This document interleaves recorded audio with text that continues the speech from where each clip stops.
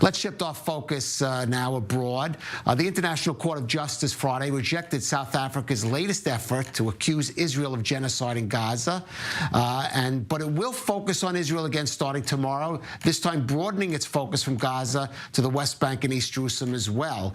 This week, the UN's top legal body will hear no less than 52 states present arguments against what they call Israel's illegal occupation of the Palestinian territories, using the Hague court as a forum to attack Israel.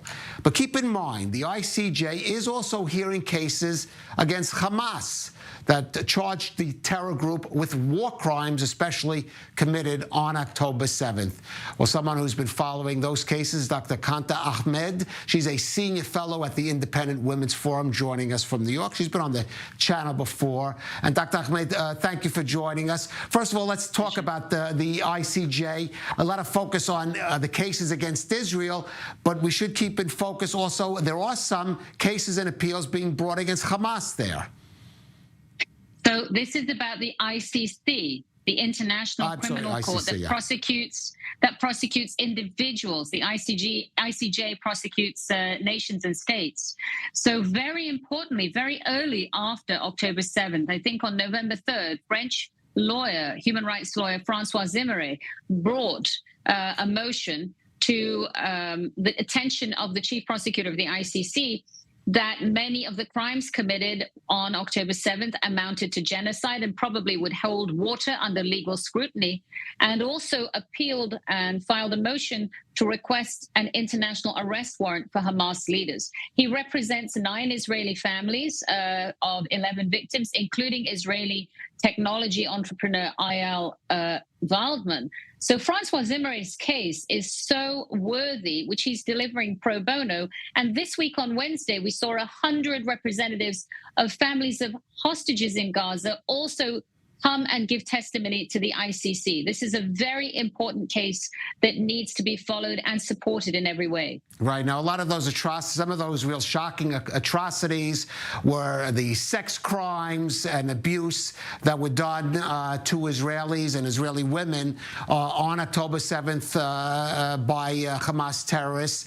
I know that you even got a firsthand look at some of the bodies of those victims during a visit here to Israel that you made. And you are, as I mentioned, the doctor. You visited the Abu Kabir Pathology Center and the IDF Shura camp, which is being used for identification of those bodies. I want to ask you about that. First, let's listen to what the German Foreign Secretary Annalena Baerbock had to say just yesterday at the Munich Security Conference.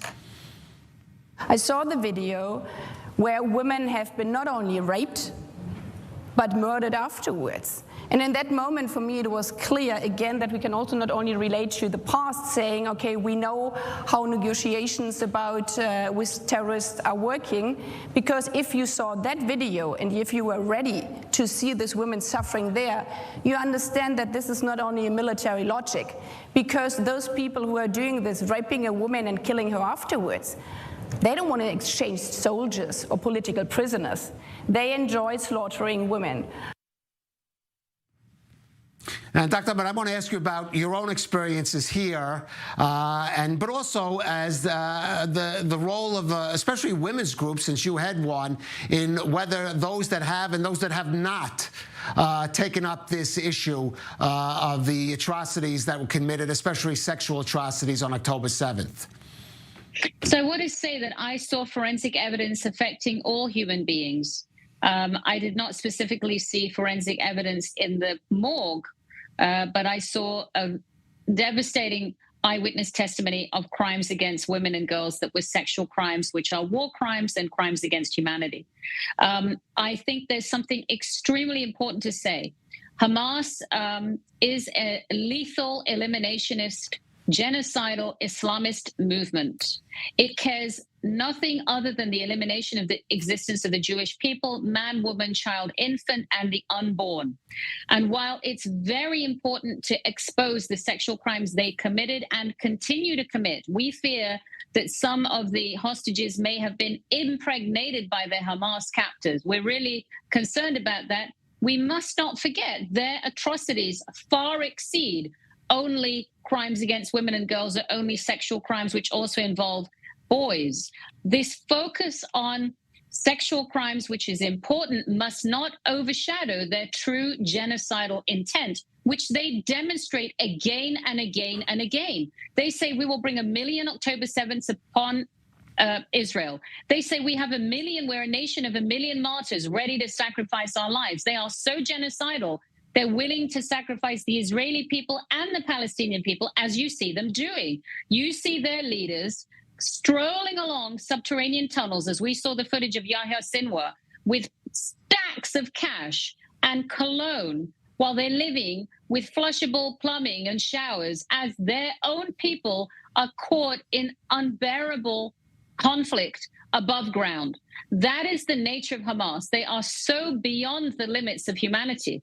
And what's really discouraged me has been the response of the Muslim world, particularly when we see monarchs like the King of Jordan and the Queen of Jordan, very important treaty partners with Israel, who went all out to defeat ISIS and condemn ISIS, have been unable to do so concerning Hamas explicitly, and have also kept all these people trapped in that theater of war, along with Egypt, along with the consent of the Muslim world, so that these death counts continue to mount.